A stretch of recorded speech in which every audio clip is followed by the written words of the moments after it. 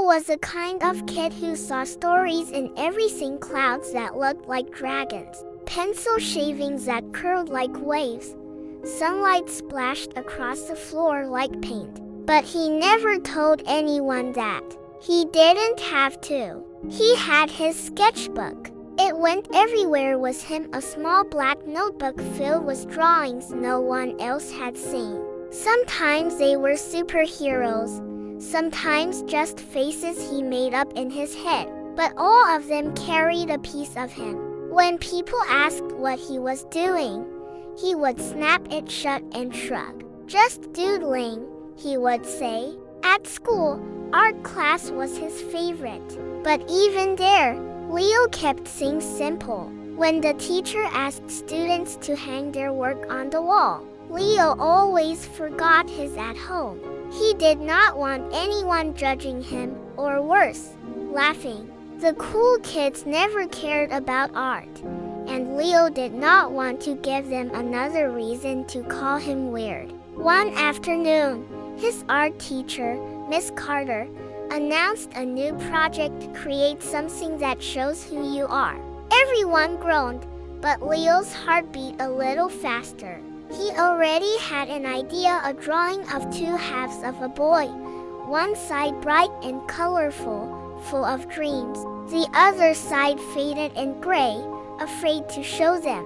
It felt personal, too personal. He worked on it every night in secret, hiding the paper under his bed when his little sister came in to borrow crayons. When he was finally done, he stared at it for a long time. It was beautiful, not perfect, but real, and that scared him. When presentation day came, Leo slipped his drawing into his backpack but told himself he would not show it. He would just make something random in class instead. Safer that way. As students shared their projects, laughter filled the room. Some were funny, some were silly, a few were half-finished. When Miss Carter called Leo's name, his stomach twisted. "Pass," he muttered, staring at his desk. Miss Carter frowned but nodded. "All right." Next, before she could continue, a small voice piped up from the back. It was Kayla, his classmate who sat 2 rows behind him. "Hey, isn't that your drawing?" Leo froze. His sketchbook was half open on his desk. The edge of the paper was sticking out. Kayla had seen it. Before he could grab it, Miss Carter walked over, gently pulling the page free. She looked at it silently for a moment. Then she smiled, the kind of smile that made your heart slow down. "Leo," she said softly, "this is incredible."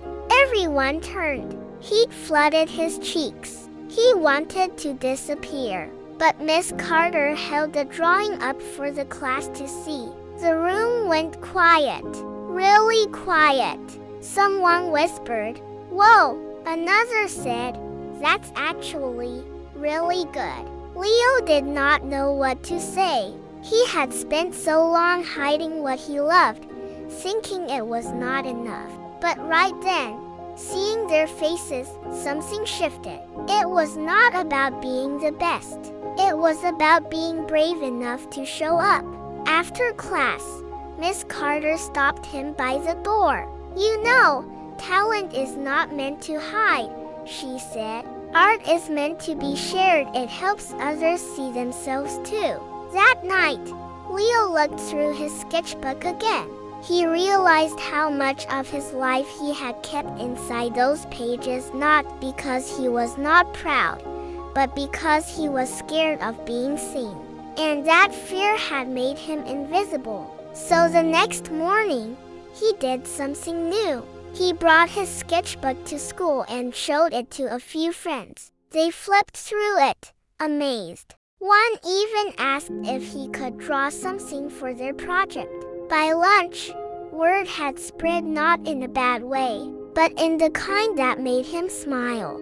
For the first time, Leo was not hiding who he was. He was sharing it. As he walked home that day, Sunlight flickered across his sketchbook, and he thought about how much lighter it felt in his hands, not because it weighed less, but because it was not a secret anymore. Sometimes we spend so much time worrying about being judged that we forget that someone out there might actually need what we have to share. And from that day on, Leo promised himself something simple: to never let fear keep his art or his heart in the dark again. So kids, do you like this story? I have many more cute stories like this. If you want to hear more, be sure to subscribe to my channel and like the video. You can leave a comment if you like. Have a cute day.